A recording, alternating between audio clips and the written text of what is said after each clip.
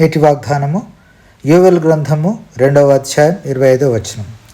పసరు పురుగులను తినివేసిన పంటను మీకు మరలా నెత్తును. ప్రియ దైవజనమా, ఈ వాగ్దానము ఇశ్రాయేల్ కొరకైనది. ఇశ్రాయేల్ ప్రజలు దేవుని ఆజ్ఞలను కట్టడలను మీరినప్పుడు దేవుడు వారిని కోపించి వారి మీదికి కరువులు, కాటకాలు, భయంకరమైన పరిస్థితులు తీసుకొని రాగా యోవేలు ప్రవక్త ద్వారా ఇశ్రాయేల్ ప్రజలు పశ్చాత్తాప హృదయులై ఉపవాసాలుండి ప్రార్థించినప్పుడు దేవుడు వారి మొరను ఆలకించి వారికి తిరిగి సర్వ సమృద్ధినిస్తాడు. ప్రియ దేవుని ప్రజలారా, మనల్ని మనమే ఒకసారి పరీక్ష చేసుకుందాం. దేవుని ఆజ్ఞలను కట్టడలను అనుసరించి నడుచుకున్నట్లయితే దేవుడు మనల్ని ఇశ్రాయేల్ ప్రజల వలన ఆశీర్వదిస్తాడు.